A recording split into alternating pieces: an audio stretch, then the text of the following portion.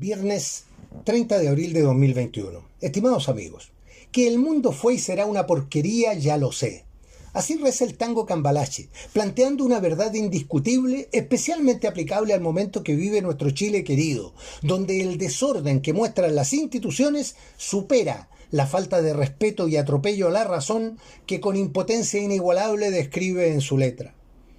Pero del placer de escuchar a un buen tango, a tener que aceptar la realidad, hay una enorme distancia, enfrentados como nos encontramos a la miseria intelectual y moral de quienes nos conducen al desastre.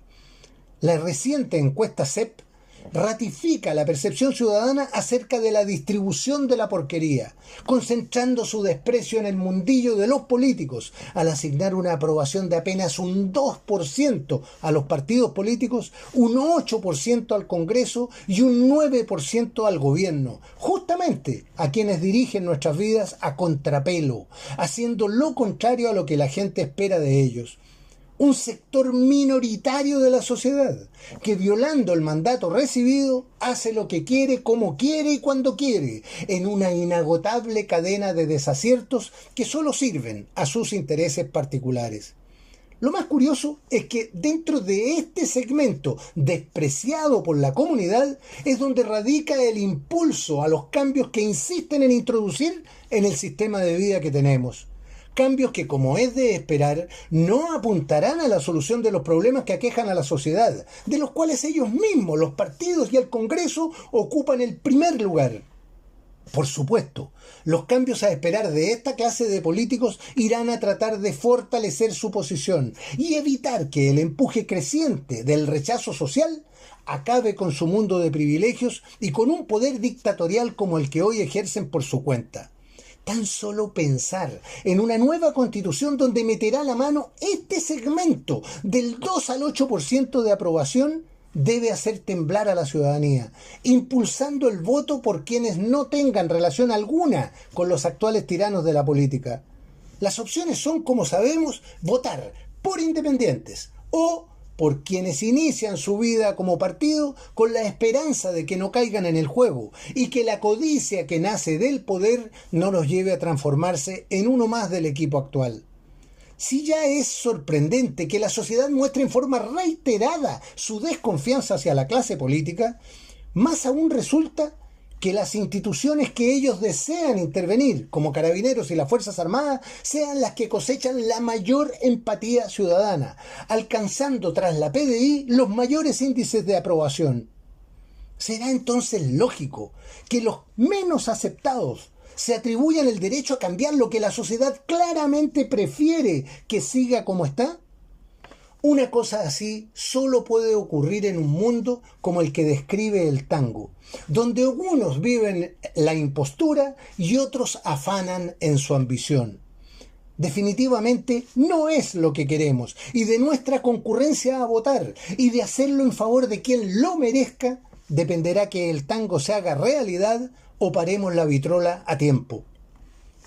Pero quien debiera haber evitado este descalabro no lo hizo, demostrando los fatídicos efectos de la falta de liderazgo, concepto que muchos, en especial en esta clase de política, atribuyen a la simple ocupación de un cargo, asumiendo que basta con ser elegido para transformarse en el líder. Por desgracia, un verdadero líder no es el que consigue ser instalado en una posición del poder para tomar las decisiones fáciles y sin riesgo. Para alcanzar tal condición se requiere contar con la capacidad de anticipar los riesgos para quienes se lidera y adoptar las soluciones al problema antes de que éste alcance el estado de crisis y se haga incontrolable. Eso es exactamente de lo que hemos carecido en estos años, donde frente a los mayores problemas hemos estado entregados a decisiones improvisadas de tardía reacción o simplemente a la negación del problema tratando de ganar tiempo. Eso ha llevado a quienes no corresponde a ocupar el vacío cedido por el gobierno, incentivando la toma de iniciativas impropias, como ocurre con el Congreso. Pero ello parece además alcanzar al Poder Judicial, donde textualmente, ante el silencio del legislador o la ausencia de instrumentos de jerarquía legal, decide regular el sistema de nombramiento de jueces mediante autos acordados, que tal como reza textualmente su declaración, son reconocidos como fuente del ordenamiento jurídico interno. Siendo el propósito absolutamente loable, como lo es favorecer la búsqueda de los mejores postulantes, este tipo de actos demuestra que los legisladores no están haciendo su tarea y que la división de poderes propia de la democracia representativa ha sido nuevamente superada, sin mediar acción alguna que lo impida. De continuar con ello, podemos terminar con cada organismo dictando sus propias leyes y facultades, como reiteradamente ha sido observado, entre otros casos, en el Congreso Nacional y en la Contraloría General de la República. Como en tantas otras situaciones en que se supera o elude lo establecido en nuestra Carta Magna, este tipo de vicios constitucionales no provienen de algo nuevo, sino que se vienen produciendo desde hace años, avanzando, como dice la otra canción, pasito a pasito, siempre suavecito, consiguiendo con ello no atraer la atención de quienes deben impedirlos, empeñados como están en ampliar las fronteras de su propio poder.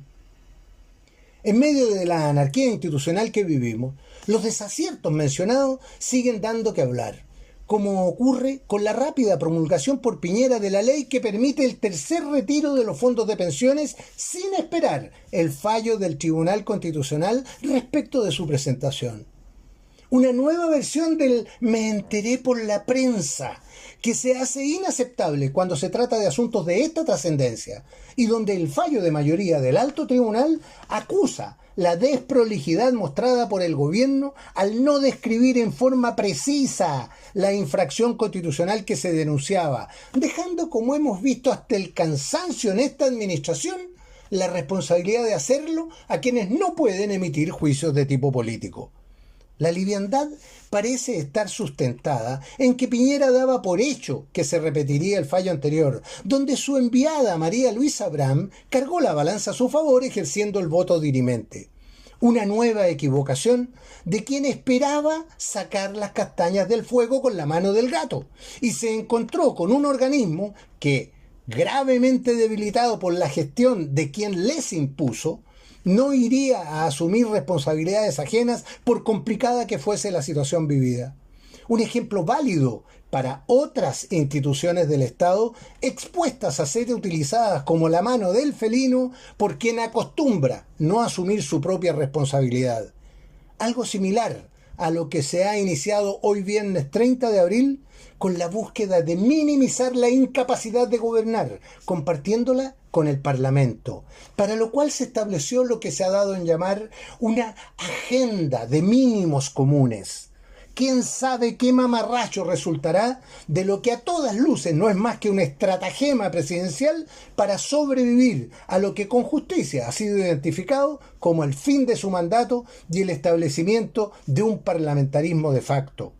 Veremos a qué nuevas concesiones nos conduce Piñera, entregando a la izquierda lo poco o nada que quede de dignidad en la derecha, ya que en el gobierno ella se ha agotado hace ya bastante tiempo. Desde nuestra perspectiva ciudadana, tenemos la obligación de impulsar la participación en las elecciones, yendo a votar con la tranquilidad de que los riesgos de contagio serán inferiores a ir a un supermercado o farmacia, siendo fundamental difundir en nuestro círculo de amigos y familiares los nombres de los candidatos a seleccionar dentro de las enormes listas que encontraremos en cada voto para los 4 cargos a elegir. De este modo, aseguraremos la mayor participación que nos brinda la posibilidad de seguir viviendo en libertad, elegiremos a quienes nos brinden confianza y dejaremos fuera a los sinvergüenzas de siempre. Soy Patricio Quilot.